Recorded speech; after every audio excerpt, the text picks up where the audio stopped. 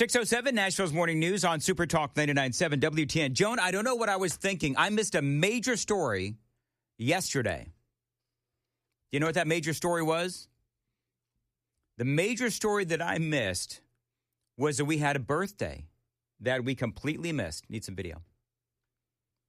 A birthday of a man that we'll never forget, no matter how hard we try. Watch me. If you think I don't have the energy level or the mental acuity. The best way to get something done, if it holds near and dear to you that you like to be able to, Anyway, President Joe Biden, I believe, is at 82. I think he turned 82 yesterday. And, he doesn't sound like a year over 95. From Charlotte, another line going from in Florida down to Tampa. Of Putin's kleptocracy. Yeah.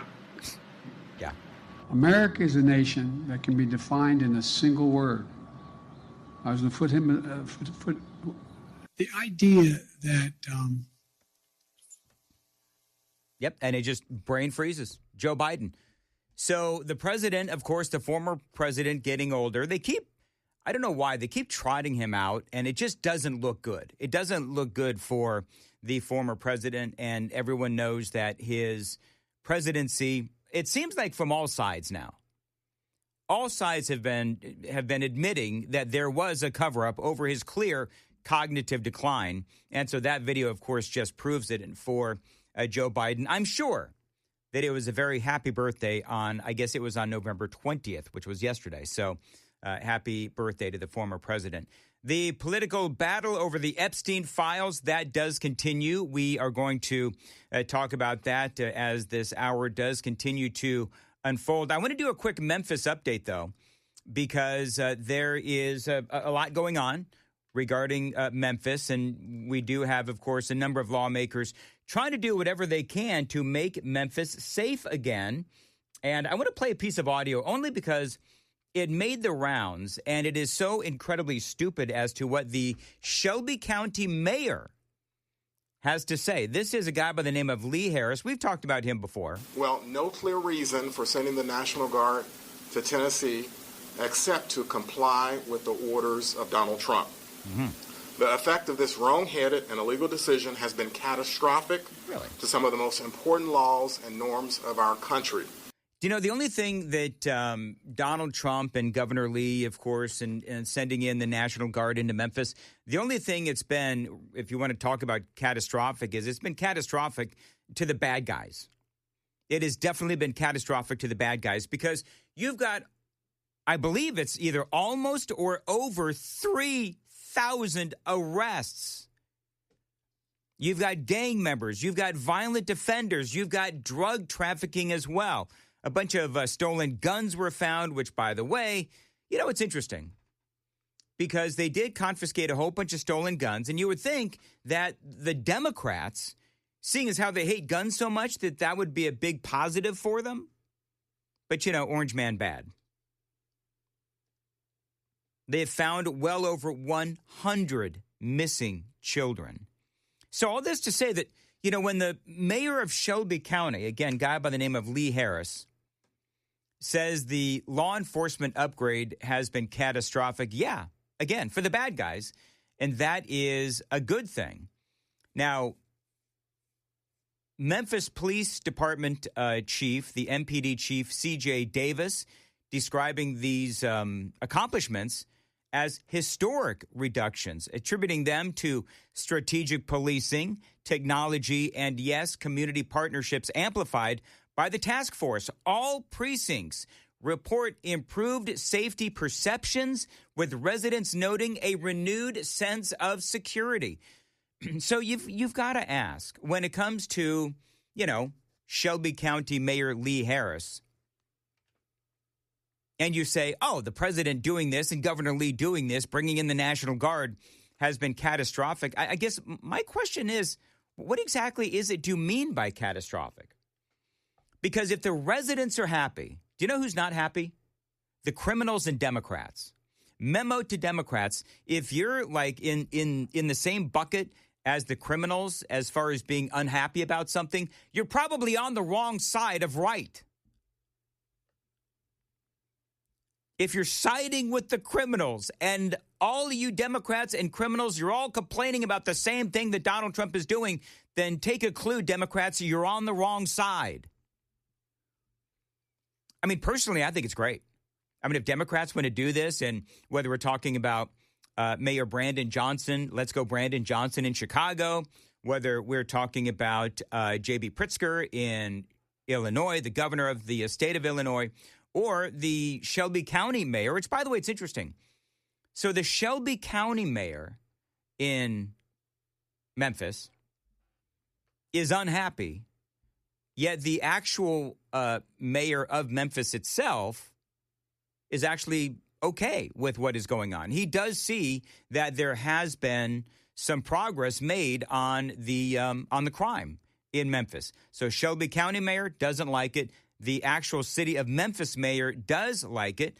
Senator Marsha Blackburn was on this show yesterday, and she says, oh, yeah, good things are happening. Memphis is safer today. You look at these numbers, and that violent crime rate being down, the carjackings being down 60%, assault being down 60%, and you know that Memphis is safer. I was in Memphis on Friday, and, you know, every person that I talked with, I talked to someone who said they had been back to Beale Street 2 times to see entertainers they wanted to see. Mm-hmm. People like the fact that kids can play in the yard. They can ride their bikes. Parents are very pleased for this. Memphis, we are determined it is going to be the safest city in the United States. All right, so that is Senator Marsha Blackburn on this show yesterday talking about how the Democrats are doing everything they can to block making progress against crime and criminals and the drug cartels and illegal aliens and all of these other problems that these cities have. And as I said, Democrats are on the wrong side of right. It is 6:15. Time to check the roads on WTN. All right, so pot this down. Yeah, it's That's not old. right. You know, every time it's Jay Harper, we You know no it's not offense right. to Jay, but Yeah. we know that that's from yesterday afternoon. So, Joan, can you tell us while we figure out why the more recent file is not uploading from Pennsylvania? Yeah. So, okay, 24 eastbound side at Briley Parkway. Yes, it's open again, but it's still really jammed up. It's also jammed on the westbound side as everybody's still looking at what's happening on the other side of the roadway. However, you do have the 24 eastbound on-ramp from Briley Parkway. That's closed as the continuation of the investigation there. It was a tractor trailer and a car involved in an accident. Things are looking pretty good this morning on 40 as you make your way in. 65, a little slower around the Goodlettsville area. And you do have some fog to worry about once again this morning. Traffic every 10 minutes every morning on Super Talk 99.7 WTN. Thank you, Joan. 6:16 on Nashville's Morning News. Mostly clouded today. Warmer, high of 73, feeling like 71. A couple of heavy thunderstorms this afternoon. Thunderstorms that can bring hail and damaging winds. Cooler on Saturday with some showers. Sunday, a high of 66 and sunny. Appreciate you listening to Nashville's Morning News on Super Talk 99.7 WTN. So there is good news out of Memphis. We've been reporting that the numbers are actually, when it comes to crime, the numbers of crimes are going down. The numbers of criminals being arrested, that number is going up. They actually arrested, I heard Joan talking about this. They arrested a guy posing as a TBI agent.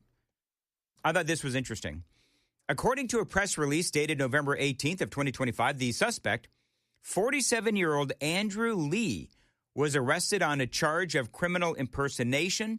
Task force members initially spotted Lee back on the 14th in a silver Toyota Tacoma, which he used to pick up a female pedestrian.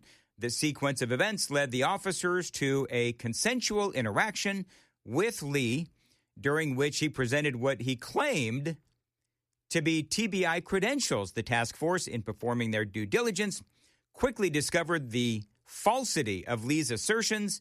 he had, it turned out, never worked for the TBI.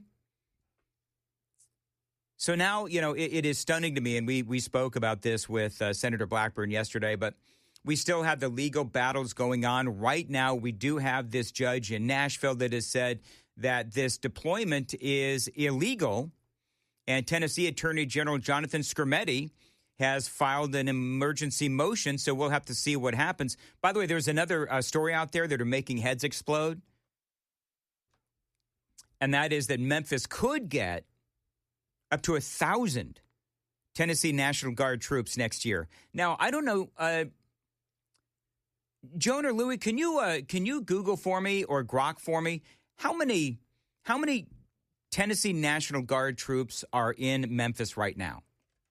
Because I should have known, I should know that, but I don't. Because you got all these different, you've got like, how many different agencies? Like 10, 11 different agencies that all make up this Memphis Safe Task Force. About 800.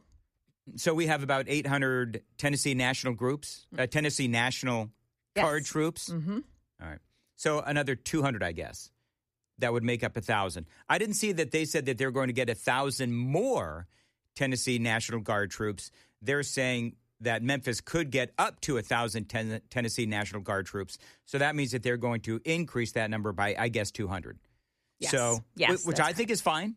I mean, if that's what they want to do, fine. I mean, I don't have a problem with that. Probably, roll in and out. Like some guys, they've got to have days off, right? So it's not 1,000 guys on the street, 1,000 National Guard troops on the streets all at once. Right. No, I mean, they as you said, roll them in, roll them out. But I think that, honestly, I don't believe that you can ever go wrong with more law enforcement. Can we just, that blanket statement, I would actually ask, someone like an Afton Bain or some of these knuckleheads on the Metro Council. So can you ever have too much law enforcement? I mean, I understand that, there are going to be people that are going to say, oh, they're abusing their authority and police state and all those other kinds of things. I get that, and I do understand that. But when it comes to a place like Memphis, where you're simply trying to reinvigorate, for example, was it Beale Street? Is that what it's called out there? Beale Street? Where all the barbecue and all the clubs are. I think that's what I know that I refuse to go to Memphis just because I'm scared for my safety. Louis, have you been to Memphis? I haven't been in a while. Did they call it Beale Street? Is that where all the barbecue? Okay, Beale Street. Beale Street, yeah. There you go. So they're trying to revitalize Beale Street, and they're trying to do whatever it is they can to make Memphis safe again. As a matter of fact, I love what State Senator Brett Taylor is doing, where he's going to a different Memphis eatery like every weekend or something like that. I love that he's doing that because, again, and I know that there's going to be all kinds of people hating on Memphis, but here's the reality. The reality is that if Tennessee can make Memphis great, I guess Memphis was great, way back during the Elvis days, I guess. I don't know, whatever. But if they can make Memphis great again, then that is going to simply make Tennessee even better. So that's why, I don't know about you, friends, I am personally rooting for Memphis. I am. I want Memphis to do better. I do. But you need all of these stupid, moronic judges to get the heck out of the way. It is 6:21 on Nashville's Morning News on Super Talk 99.7 WTN. Joan, based on that last segment, I'm going to go ahead and say it's super duper talk this morning. I'm totally kidding. That's lovely. I'm kidding. People are going to say, that segment sucked, Mandis. I know. I'm just whatever. Anyway, Joan was coming up in the news at 6:30. Okay, so we got a lot of fog out there, friends, so be careful. Appreciate it, Joan. We've got news with Joan Jones coming up. And also coming up after the news, we've got some great audio from Jasmine Crockett.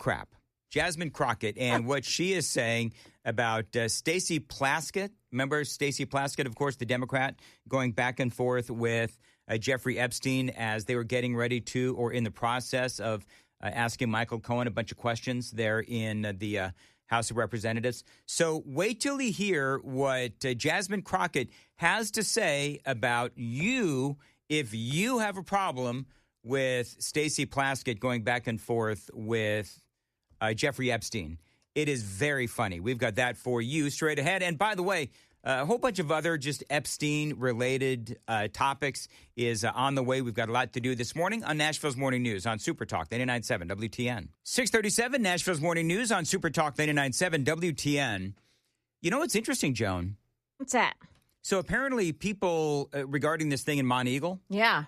they're communicating via CB radio. I'm seeing that now. Did you see that? Yeah. People are saying on the Super Text line, and it is absolute truth. Do you know what our best form of traffic updates is? The Super Text line. I think because these are folks. Number one, I really love how passionate people are about WTN because they're listening to us all over the country and all over the state, whether it's on the radio at 100,000 watts of FM power or on YouTube or flamethrower. Whatever. Yeah. Well, Joan, I wasn't going to use flamethrowing because there's apparently a truck on fire. Oh, I'm sorry. That was Come on, Joan. bad. Yeah, terrible of me. Anyway, so thank you to you folks who let us know what is going on with the traffic across not only Middle Tennessee, but also the entire state. Yeah. And a lot of truck accidents today. We have the one off 24 more locally. A couple of trucks, apparently 24 Monteagle. That's eastbound, right? That's the eastbound side. Okay, so that is going... toward Chattanooga. Toward Chattanooga.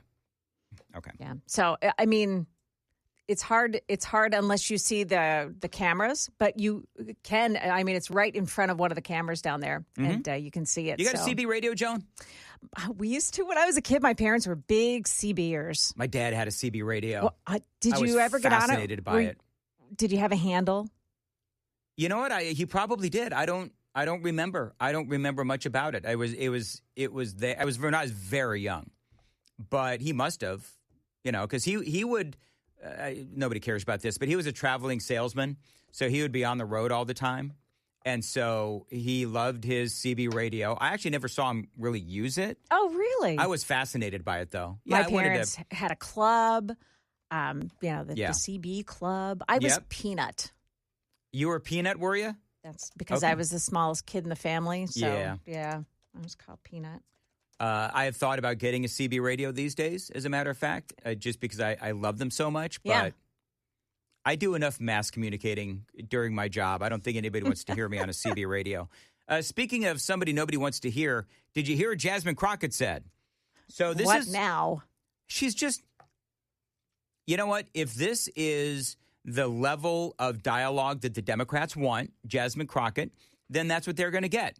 So Stacey Plaskett, we all know, and then I'm going to move on to some other things, but Stacey Plaskett was the Democrat who was in a hearing texting back and forth with Jeffrey Epstein after we find out that he is a pedo and grooming and molesting girls.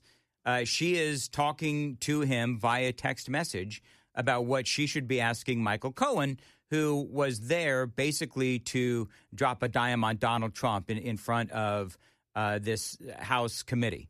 And so this is what Jasmine Crockett, because now there's a move afoot to strip Stacey Plaskett of her committee assignments. So this is what Jasmine Crockett has to say about that. You got to listen all the way to the end because, of course, she's going to tie all of this back to racism. Because I'm sorry, but we don't have ethical rules that say that you can't receive text messages or you can't respond to text messages, especially if somebody has a certain record and you can't do it in committee. A certain record. He was basically kidnapping children and grooming them and making them have sex with his rich friends. I mean, is that what she means by a certain record? I mean, good Lord. The fact that they let her be the face and the mouth of the party is stunning to me. Especially if somebody has a certain record and you can't do it in committee. We all be sitting on our phones. And yes, people be texting. I mean, our staff texts us. Everybody texts us. People, I remember when I had the bleach blonde situation, you know who was texting me? My pastor. Okay. So let me. Your pastor needs to text you more. Be clear. There is no ethical violation. And so the idea or the audacity to decide that you want to strip a black woman of her... There it is. There it is. Oh, it's racial, of course. There it is. You want to strip a black woman. Have you noticed that, I'm beginning to notice this, where anytime there is a person who is black who is coming under fire for whatever reason, there was an instance last week, and I forget what it was, where I heard somebody trying to defend a black person. It was a man, and they said, "You're accusing this black man." Okay. And then Scott Jennings, remember that audio I played yesterday? Yes. Where Scott Jennings was going back and forth with somebody. And basically Jennings said, and I forget what the I think it was probably Epstein, but Jennings said, if this is an IQ test, you're going to lose.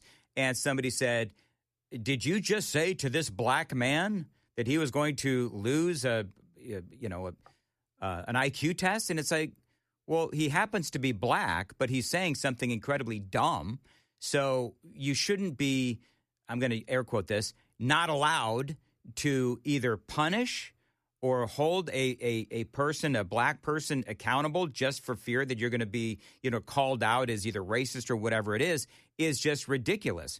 If Stacey Plaskett, black, white, red, green, yellow, blue, whatever her color is, going back and forth with a pedophile? Oh, I'm sorry. Somebody with some kind of record, as Jasmine Crockett might say. No. And I love that the Republicans are no longer shackled by this fear of being called racist. And so if she wants to, use a person's skin color as a defense mechanism, well, you can go right on ahead. But what Stacey Plaskett did was wrong, regardless of what her skin color is. It seems like the only real racist around here is Jasmine Crockett, because she is the one, and Democrats are the ones that are always bringing up skin color. It's not white folks. It's black folks. It's Jasmine Crockett, as a matter of fact, and people like AOC, et cetera. Here's more from Jasmine Crockett. That you want to strip a black woman of her committee assignment because she was texting with Epstein. Because I'm sorry, but we don't have ethical All right, so there you go, Jasmine Crockett. Whatever. But here's the funny thing: I don't really expect much from Jasmine Crockett anymore at this point, to be perfectly honest. And so, if the Democrats want to use her as the face and Lord help them, the mouth of this party, well, then they can knock themselves out. There's some other things going on related to Epstein, including Hakeem Jeffries. I cannot wait to play you this audio. It is all straight ahead. It is 6:45. Time to check the roads on WTN. As far as your weather for today, it is going to be mostly cloudy, warmer, high of 73, feeling like 71.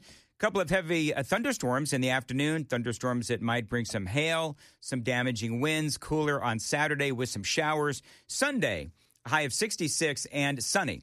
Appreciate you listening to Nashville's Morning News and Super Talk 99.7 WTN. By the way, the Super Text line is open, very active this morning. Always appreciate that. 615-737-9986. Now, we all know Hakeem Jeffries, right? So old Hakeem, in case you haven't been keeping up, he is the House Minority Leader. And his campaign way back in, I guess it was 2014, sent a email to Jeffrey Epstein after he had been convicted of being a child predator. After pleading guilty to solicitation of a minor, the campaign of Hakeem Jeffries sent this invitation to Epstein to get to meet the Barack of Brooklyn. And so what I love, and I'm going to get into this a little bit more, but what I love is the righteous indignation of Hakeem Jeffries. I'm going to play an example of that coming up. But you've got James Comer and Hakeem Jeffries going back and forth on this email that was sent to Jeffrey Epstein. And so you've got Jeffries calling Comer a liar, basically a liar, saying none of this ever happened. So yesterday, I don't know if you saw this. Yesterday, Comer, I mean, this is like a huge poster board, right, of the email that was sent to Jeffrey Epstein on behalf of the Hakeem Jeffries campaign. And he starts reading it. Where Hakeem Jeffries' campaign reached out directly to Jeffrey Epstein, soliciting campaign dollars for the, quote, Brooklyn Barack. Yep. Dear Jeffrey, We are thrilled that we are working with Congressman Hakeem Jeffries, one of the rising stars of the New York delegation, sometimes referred to as Brooklyn's Barack. Hakeem is committed to electing a Democrat majority in 2014 and is encouraging his friends to participate in the DCCC fundraising dinner with President Obama and Hakeem Jeffries. It ends with a number for Jeffrey Epstein to call to go to the dinner and, quote, get an opportunity to get to know Hakeem better. Here's the evidence. The email speaks for itself. The only stone-cold liar in this debate is Hakeem Jeffries. So that is James Comer. And I love the visual. And if you saw it on Super Talk TV, it is a great visual of this huge poster board of the email. And so then, of course, Hakeem Jeffries, he runs to CNN trying to explain all of this. Yeah, of course, I have no recollection of the email. I've never had a conversation with him, never met him, know nothing about him other than the extreme things that he's been convicted of doing. And that's why, I'm just strongly supportive of the effort, backing the survivors to make sure that everything can come out, whatever is in those Department of Justice files. So you never got a donation from Jeffrey Epstein or anything like that? Certainly not. I love the righteous indignation. Oh, certainly not. Do you know why Hakeem Jeffries did not get any donations from Jeffrey Epstein? Because Epstein didn't offer him any money. Epstein didn't see enough in Hakeem Jeffries to bother to go to the dinner, it would appear, or take any money. But he most certainly would have if Epstein took the bait and donated to his campaign. And so the whole point is that Jeffries made the ask. His campaign had asked Hakeem Jeffries to have dinner with Epstein. And Jeffries was more than willing to do it, even though they knew that this guy was a pedophile. So whether we're talking about Stacey Plaskett or Hakeem Jeffries, they seemed more than willing to put the proclivities of Jeffrey Epstein aside for his money, for his donations. And so there's a little more to this. There was a reporter that was asking Hakeem Jeffries about the whole thing. And if you're watching on Super Talk TV, you can see, but I'm going to describe it for you. He's got like a smirk on his face. Again, a smirk that is indicative that he's got this unjustified, righteous indignation about this whole thing. And the bottom line is that this reporter called him out. And he said basically the same thing, which is, oh, no, not me. I didn't take any money from Jeffrey Epstein, and on it goes. So for me, I do find the whole thing kind of funny. Now, is anything going to happen to Hakeem Jeffries? No. Is anything going to happen to Stacey Plaskett? We'll have to wait and see ultimately what happens. But I think that this whole Jeffrey Epstein thing, I think what it's going to do is it is going to just backfire and explode in the faces of the Democrats like it already has. Because Donald Trump is the one, he said the other day, you got your Chuck Schumer, you got your Hillary Clinton, you got your Bill Clinton, you got all these Democrats who have accepted donations from Jeffrey Epstein. How much did Donald Trump get again? How many? Hakeem can ask you. Afton Bain can ask you. Clintons. You're right. Donald Trump did not receive any campaign donations from Jeffrey Epstein. And as far as I know, there was no overture made. There was no ask by the Trump campaigns to get any kind of money out of Jeffrey Epstein. And as a matter of fact, it seems to me like Donald Trump is the only one in this whole scenario that actually did the right thing, which was completely cut Jeffrey Epstein out of his life.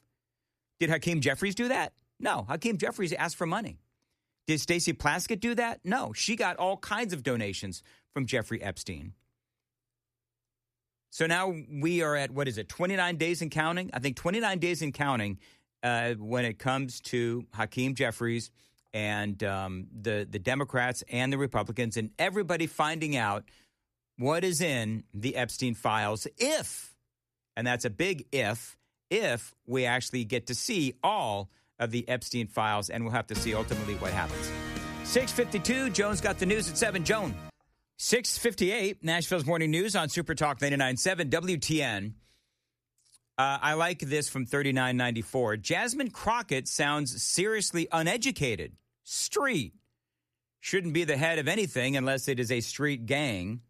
Well, this is the video that and the audio that we're talking about. Because I'm sorry, but like we don't have ethical like rules that say that you can't receive text messages or you can't respond to text messages, especially if somebody has a certain record and you can't do it in committee. We all be sitting on our phones.